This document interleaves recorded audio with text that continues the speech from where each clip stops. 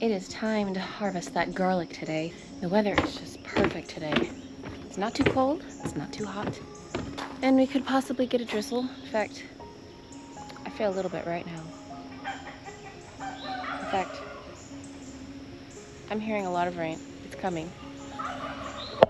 We're gonna have to wait. See, here we go. Can you hear it? The wall of rain.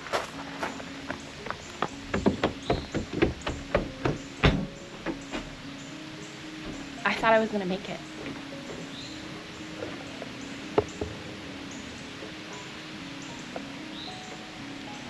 It's not supposed to last long. We'll wait it out. Maybe this will give me some time to find my hori-hori. I do have proper tools, you guys, for gardening, but I keep losing them. I'm really bad at it. Y'all are gonna get soaked.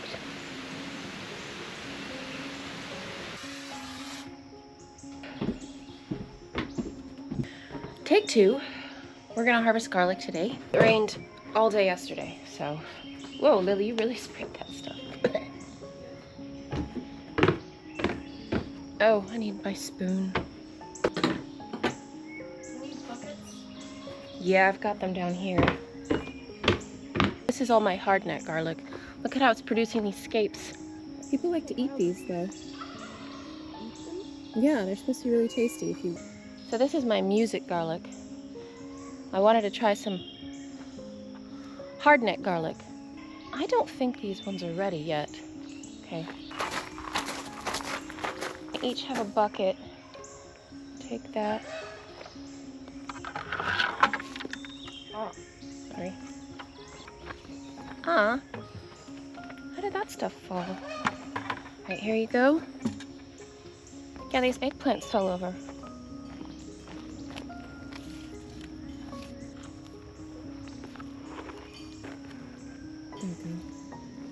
So if you see, all the garlic is fallen over.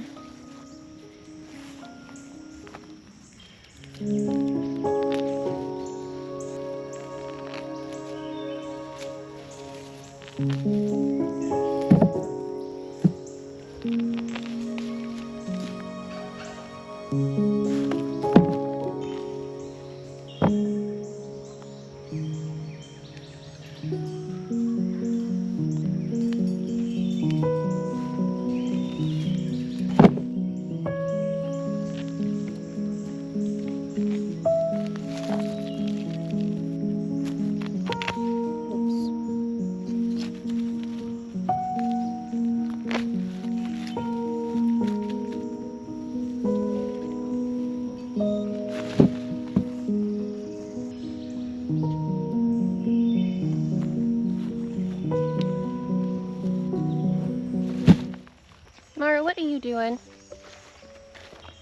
How did you guys get over there? What is it? Is there a mouse up there? Is there a mouse up there? Careful, that's barbed wire. Oh, I've got a chick out. Not a chick, but a poult. Turkey baby.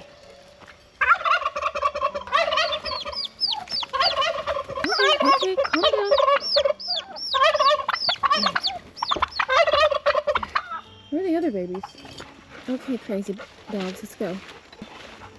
Go on. Oh, there's a bird nest right there. Huh. I wonder what kind of bird that is. I'm not seeing the turkey babies. I only see a couple. Oh. There's one up here. Yeah, that's where you guys are. That's what you're doing. Hi.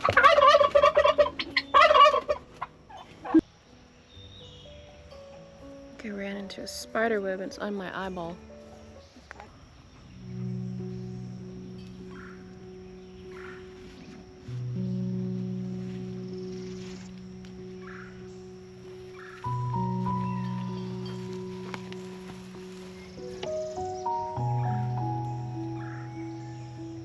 My squash should be a lot taller right now. I mean, it's growing, it's just slow.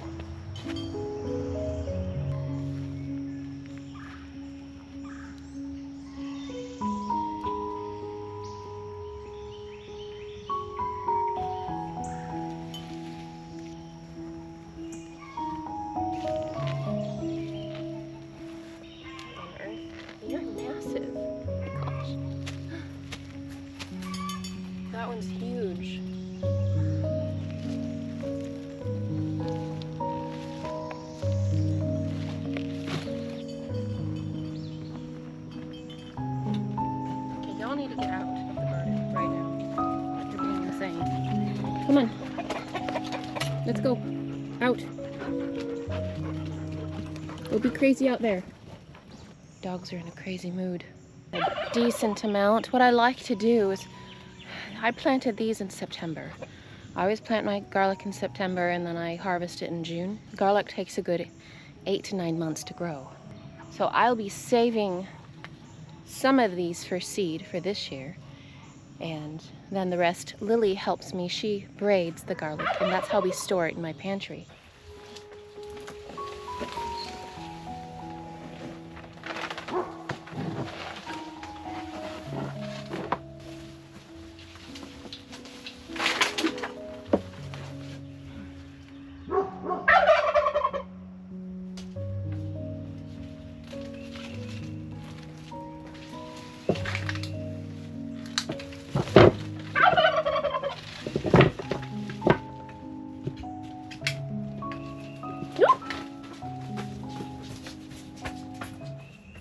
Oh, that knoll is eating something. There must be a wasp nest under here, maybe. That freaked me out. Let me see.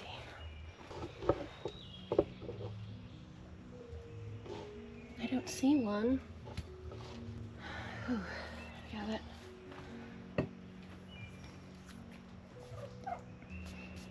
that wasp scared me. Okay, let's try this again.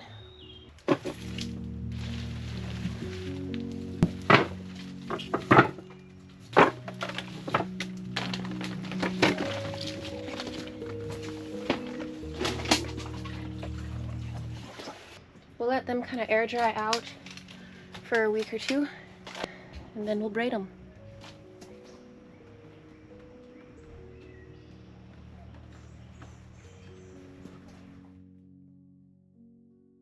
It's time for me to go ahead and bring this garlic in, and Lily's gonna braid it for me. Now really it's best when you're curing your garlic, when you're letting it dry out after harvesting, to have it do that in a cool, dark, dry place.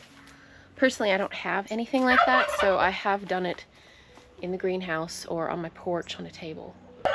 This harvest this year is not that great because it's just been extremely wet, raining every day. Ideally, that last month before you harvest your garlic, you want it to be a lot more dry. That's when it does most of the growing stage, is that last month. And for me, it's just been wet every day. So this is honestly my worst harvest I've ever had. As far as I didn't get very much. And the bulbs are small. So anyway, we're gonna bring these in and get them braided. I also, where's my wheelbarrow? Just put them all in the wheelbarrow. That would be smart. This greenhouse is a disaster zone. Morrow comes in here, y'all, and just knocks everything down to try to get to the mice. And it's gotten out of control. Just pretend that it doesn't look like that. Pretend it's clean. Ah, there it is. Okay. Ooh, it's coming down. I ran out of twine. I've got to get more so we can fix this. But I have been gone most of the week. The girls and I went up to Dollywood with my parents up in Pigeon Forge, and it was amazing. What a great trip. Just dump that out. The Smoky Mountains definitely got in my blood. Makes me want to move. Anyway, but we had a blast. I didn't come out to the garden for 5 days. Came out here yesterday. Y'all, hardly any pests. There's such a balance now in the garden from me just not spraying anything that kills off the beneficial insects, like neem. And now I've got so many beneficial insects. I don't know, I can't really do this. Let me do this. And birds, that they take care of the pests for me, for the most part. I had to take off a few armyworms. But really, for the fact that I was gone that long, not coming out into the garden every day like I normally do, and if you've followed me for a while, you know that I come out to the garden every day, if not twice a day during this time of year, because I need to make sure I'm picking off those pests and not getting an infestation. So that is kind of amazing that my garden is at this point where it's almost self-tending. It was just wild. I've got some tobacco that's come down while I was gone, so again, I need to get twine so I can kind of come through here and fix things. By the way, y'all, should have brought my hat, but my goal for this year was to have spaghetti squash on each one of these arches.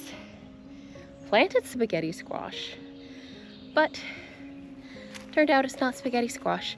This is maybe the third time I've had this problem.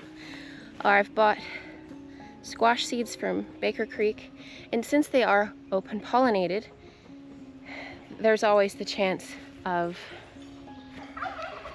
the squash seeds being cross-pollinated, and that's what happened in this situation. These are not spaghetti squash. They're not really climbing. It's kind of reminds me of a zucchini. We had some, and it definitely tastes more like a zucchini. It's a bit striped. Oh, here we go.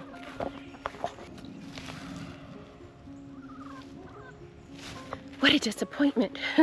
So I ordered some more spaghetti squash seeds from a different company. So hopefully we can get those arches full. That's what I want. I want it to be full of beautiful spaghetti squash. Oh, you're always staring up there, and I don't see anything up there except a wasp nest. So yeah, that squash is pretty notorious for cross-pollinating. So in my garden, I have them very far apart from each other to the different varieties. But even then, you have the chance of them cross-pollinating with another squash. Yeah, I think I'm gonna get this done, and then we're gonna go to the lake to cool off. It's just been so hot and humid, but then also very, very rainy. So we actually have a bit of clear weather today, and I think we're gonna go enjoy it. I think it's supposed to be this way all week, but it's not the first time where the weatherman says it's gonna be clear for the week, and then the next day I look and it's rain every day. Rain can be great, but you know what? You can get too much of a good thing, and in this situation, that's what it's been. It's kind of made things grow slower and I've also been having issues with blossom end rot, which happens when the plant is unable to absorb the calcium from the soil because it's just too wet. It can also happen if you just are deficient in calcium, but for the most part it's because you're overwatering. See here. I always take those off because those will get just nasty and rotten, taking energy from the plant that we want to go to healthy fruits. So I can't really control that because these are out in the weather, and that's just is what it is. Marl, I don't think there's any mice up there, sweetie. By the way, y'all, so I was out here last week and a half ago, checking on the turkeys, the baby turkeys, and I went and I looked inside the turkey house, okay, and I saw something weird. Over here, inside, on these boards, there were two tiny little baby mice just laying there. And I thought, what on earth? There's no nests around. It was the weirdest thing. So I picked up the little baby mice. Their eyes were still closed. They're just tiny. And I brought them into the girls. And I was like, you know, you can keep them if you want, but I'm not going to be in charge of feeding them. We've already done this before. I'm done getting up in the middle of the night feeding baby animals. We've raised deer, a possum. She was really cute. And had baby squirrels. Maro, come on, you're driving me crazy. So this time I was like, you know, if y'all want to keep them, you're doing it. So Lily was amazing. She got up and fed those mice every 3 hours. Now they're all grown up and running around, not quite ready. And we had to bring them with us to Dollywood. Well, not to the park, but to our little cabin that we were staying at, so that she could still take care of them and feed them. But let's get this stuff up to the house. Come on, Maro. Oh, by the way, what I was going to say, which I forgot, got distracted, is normally I do not wash my garlic. So if you look online, you'll see some gardeners will say don't wash your garlic.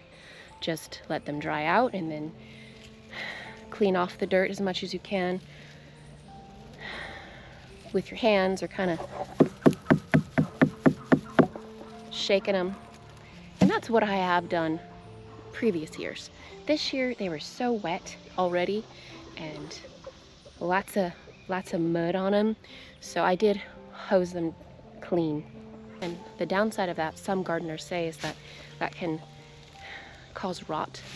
Others say that that's not a problem because you're letting them dry out long enough. And also where Lily braids the garlic for me, they're hanging all year in the pantry where it's cool and it's dark.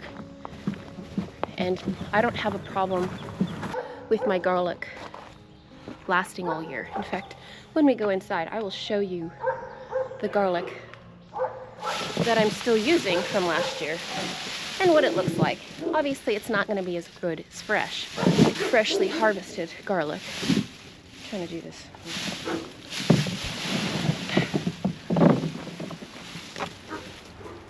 Whoops.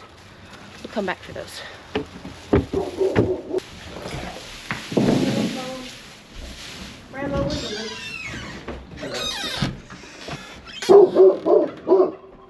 What are you barking at?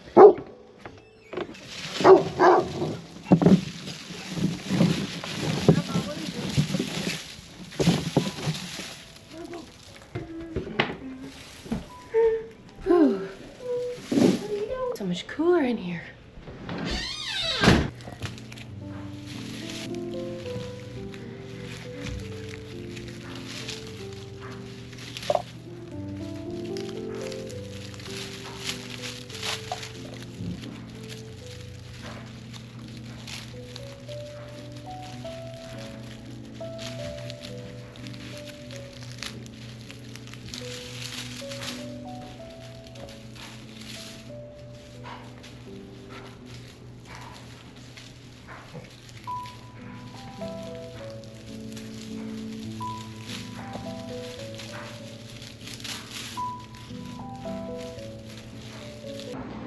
Let me show you.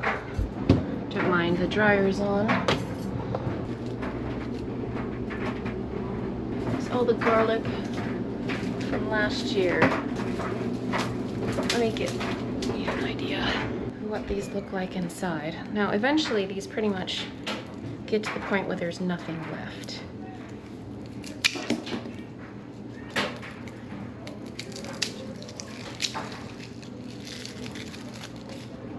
But this garlic here has been storing for more than a year now. It's still good. Now I do have some in there that, let me show you.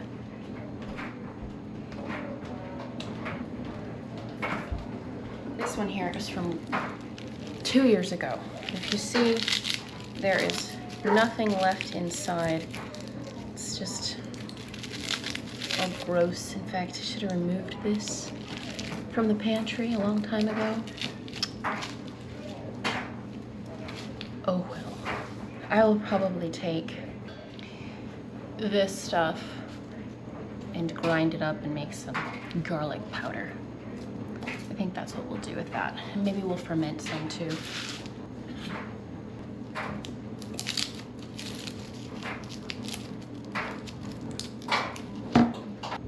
Oh yeah, still good. Not gonna be as flavorful of this as the stuff that we just harvested, but I've still been using it and it's just fine. You're fast. It's looking good. How long should I make it? I mean, you can make it as long as you want. Let me bring one out and you can kind of get an idea of what they looked like last year. I'm terrible at braiding, you guys.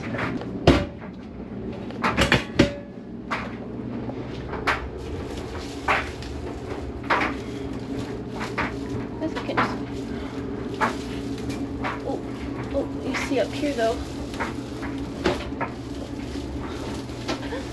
So if you see over here, these are peppers that I've been fermenting since last year. It's time for me to take them and make them into hot sauce. Here you go. Here's one from last year. Kind of give you an idea how long they can be. That's great.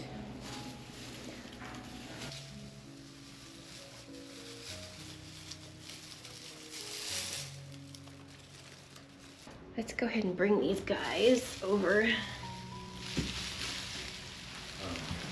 Whew. To the laundry room.